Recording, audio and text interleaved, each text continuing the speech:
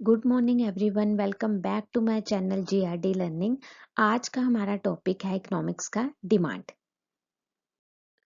चलिए पढ़ते हैं डिमांड क्या होती है।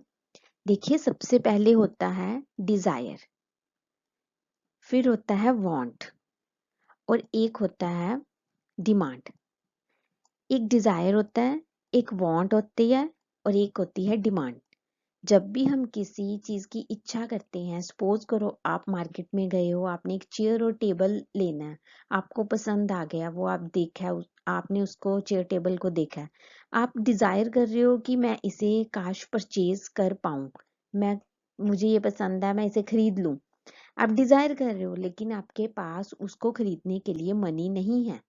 आपके पास उसको खरीदने के लिए इनफ मनी नहीं है कि आप उस चेयर टेबल को अफोर्ड कर पाए। सो ये आपकी डिजायर ही रह जाएगी। एक होता है वांट, कि आपको उस चीज की डिजायर तो है ही है, आपको उस चीज की वांट है, नीड भी है, जरूरत है वो चेयर टेबल की, और आपके पास मनी भी है, आपके पास मनी भी है, लेकिन फिर भी आप उस मनी को अभी नहीं स्पेंड करना चाहते। मनी तो है लेकिन स्पेंड नहीं करना चाहते। इस केस में भी वो सिर्फ वांट ही रह जाएगी, डिमांड नहीं बनेगी।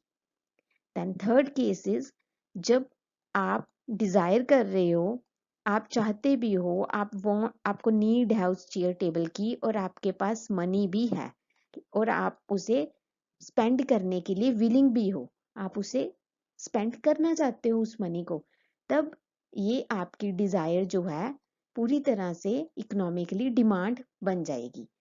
इसे बोलते हैं डिमांड। जब आप कोई चीज खरीदना चाहते हो, तो उस चीज के लिए आप एबल हो खरीदने के लिए, आप उस चीज के लिए पैसे देने के लिए भी रेडी हो, एबल भी हो और रेडी भी हो। सो डिमांड क्या होती है? Demand refers to the quantity of the commodity that a consumer is willing and able to purchase at a given price during the specified period of time। एक specified period of time में, एक particular period of time पे जो भी उस चीज का price निर्धारित है, जो भी उस चीज का प्राइस है, कमोडिटी का या चेयर टेबल का आप ले लो, उस प्राइस पे आप उसको खरीदने के लिए विलिंग भी हो और एबल भी हो।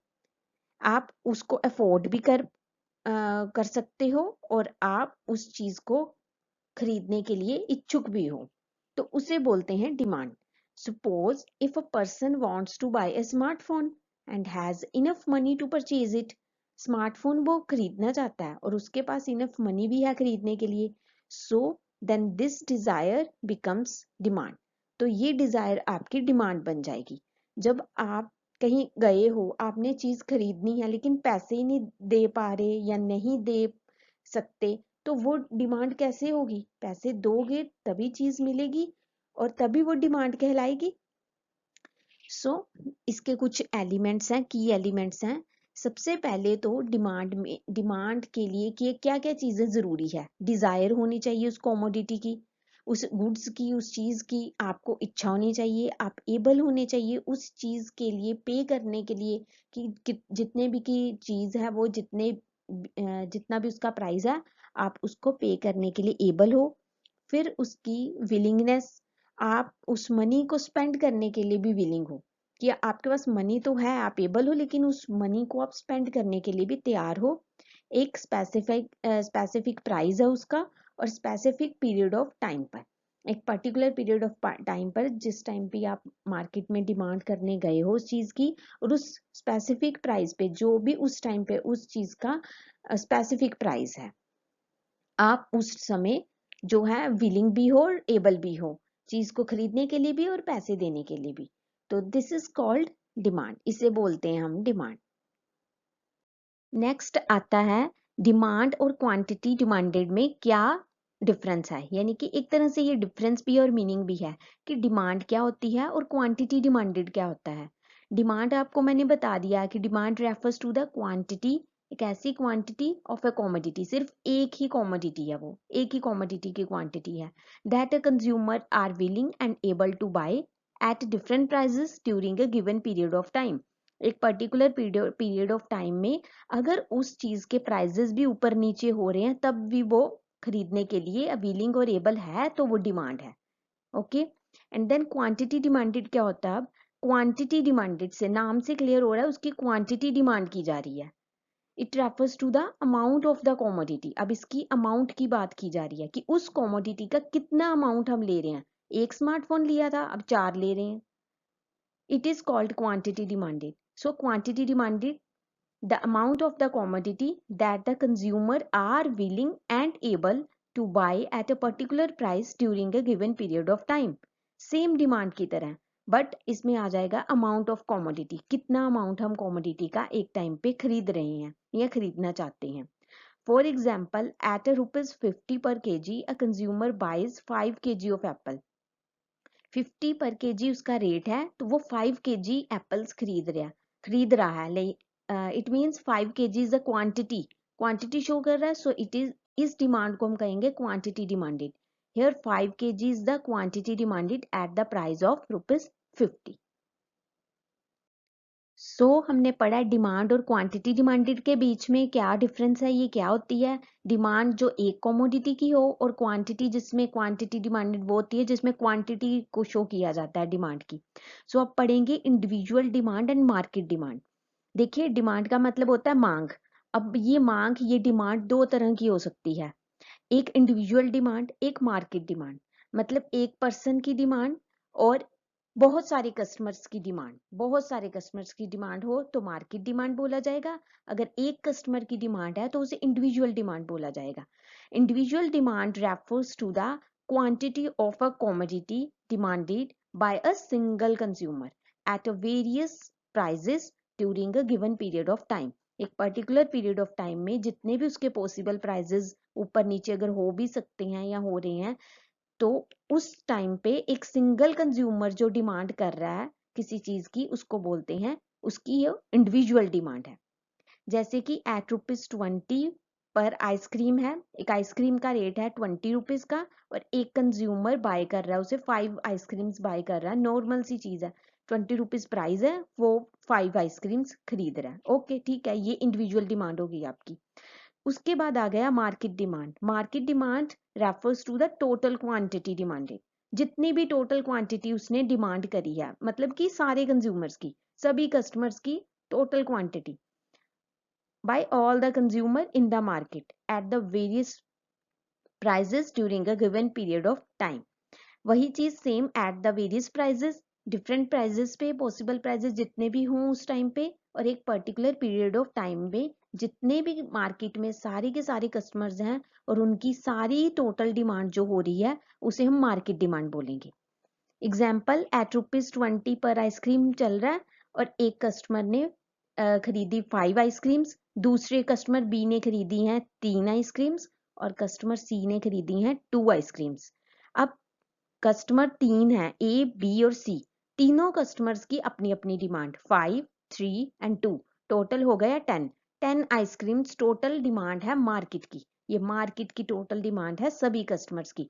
लेकिन ये वाली जो इंडिविजुअल डिमांड है ये एक ही पर्सन ने जो है, एक कस्टमर ने की है, एक कस्टमर की अपनी इंडिविजुअल डिमांड है और ये कम्युलेटिव डिमांड है सारे कस्टमर्स की market demand. So this is called individual demand and this is called market demand.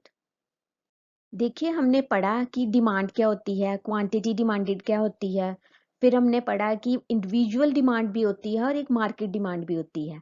अब इसको हम ग्राफिकली रिप्रेजेंट करेंगे। Individual demand schedule and market demand schedule इसे बोला जाता है। जब हम इंडिविजुअल डिमांड को इंडिविजुअली टेबल से शो करते हैं तो उसे इंडिविजुअल डिमांड शेड्यूल बोला जाता है। यानी ये शेड्यूल बन गई ना, ये टेबल बन गया, ये टेबुलर फॉर्म में इसकी रिप्रेजेंटेशन हो रही है डिमांड की, एक इंडिविजुअल डिमांड की। जब टेबल की फॉर्म में हम शो करें तो उसे इंडिविजुअल डिमांड शेड्यूल बोलते हैं। Individual demand schedule is the table showing, जो क्या शो कर रहा है, क्वांटिटीज ऑफ ए कॉमोडिटी, किसी एक कॉमोडिटी की क्वांटिटीज शो कर रहा है जो डिमांड की गई है by a single consumer at different prices. Different prices पर एक सिंगल कंज्यूमर के द्वारा जितनी भी क्वांटिटी डिमांड की गई है वो शो कर रहा है एक टेबल, उसे बोलते हैं इंडिविजुअल डिमांड शेड्यूल। रुपीज यहाँ पे प्राइस बताया गया है 50 रुपीज, फिर 40, फिर 30, फिर 10 भी, 20 एंड 10 भी प्राइजेस है। डिफरेंट डिफरेंट प्राइजेस पे क्या क्या कितना कितना डिमांड कर रहा है। अगर कभी 50 प्राइस है तो क्वांटिटी कितना डिमांड किया जा रहा है कस्टमर के द्वारा, 2 यूनिट्स की जा रही हैं। 40 हुआ तो उसने 4 शुरू कर दी करनी। 30 प्राइस चला गया तो उसने 6 करनी शुरू कर दी। प्राइस और गिर गया, 20 पे चला गया तो उसने और ज्यादा डिमांड करनी शुरू कर दी। 10 हो गया तो उसका यूनिट 10 हो गई। ये ऐसे ऐसा नहीं कि ये 10 और 10 सेम है, ये नेचुरली 10 जो है प्राइस गिरा है और उसने अपनी क्वांटिटी यूनिट्स की बढ़ा दी, अपनी यूनिट्स बढ़ा दी हैं जो भी उसने डिमांड की हैं। जैसे आप नॉर्मली एग्जांपल लो, आप बाजार में जाते हैं, कोई भी चीज़ खरीदते हो आप, कोई चीज़ का प्राइस अगर गिर रहा है जैसे 50, 40, 30, 20 हो गया तो आप उसकी ज़्यादा चीज़ें खरीदोगे, ज़्यादा डिमांड करोगे, उसकी ज़्यादा यूनिट्स खरीदोगे।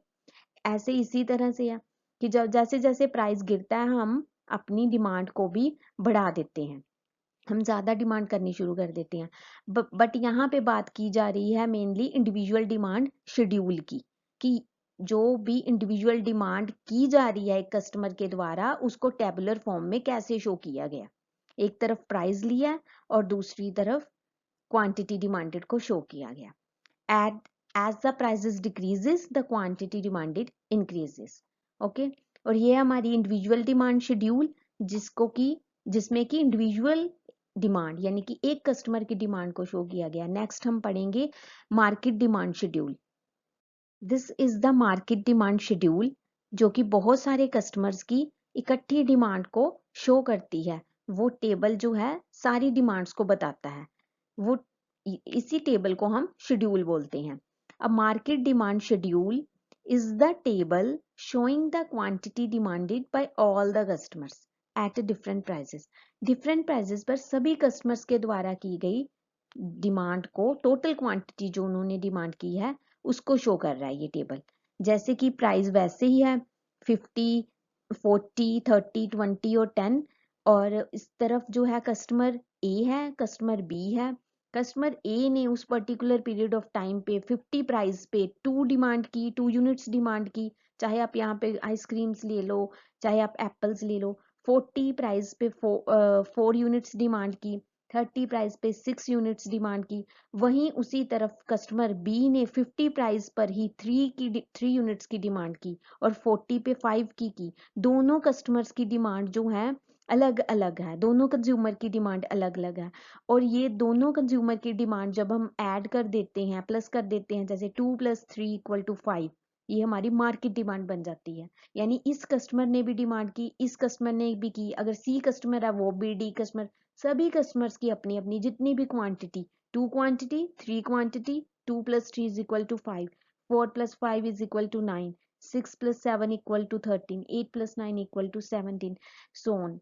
ऐसे करके ये मार्केट डिमांड हमारी फाइंड आउट हो जाती है। ये मार्केट डिमांड शेड्यूल है, यानी कि इस टेबल को शेड्यूल बोला गया है, जिस टेबल में हमें मार्केट डिमांड को इस तरह से नंबर्स के फॉर्म में शो किया गया कि मार्केट में कस्टमर्स की कितनी कितनी कैसी डिमांड है। So market demand equal to sum of individuals demand. सभी सिंगल डिमांड्स को जब हम ऐड कर देते हैं तो वो मार्केट डिमांड बन जाती है। As the prices decreases market demand increases. Same as previous, जैसे हमने पहले पढ़ा कि प्राइसेस जब गिरता है तो ये नेचुरल बात है कि प्राइसेस जब गिरता है डिमांड तो बढ़ेगी। किसी भी चीज का प्राइस अगर गिर रहा है तो हम उस चीज की ज्यादा मांग करनी शुरू कर देते हैं। सो नेक्स्ट लेक्चर में हम पढ़ेंगे individual demand curve and market demand curve. Thank you so much for watching my video. अगर आपको समझ आया हो टॉपिक तो मुझे बताइएगा ज़रूर। अगर कोई डाउट है फिर भी ज़रूर पूछिएगा कमेंट बॉक्स में, मैं रिप्लाई करूँगी। और कौन से टॉपिक आपको चाहिए वो भी आप बता सकते हैं। Thank you so much for watching my video. Please subscribe my channel and like this video. मिलते हैं नेक्स्ट लेक्चर में। Till then take care.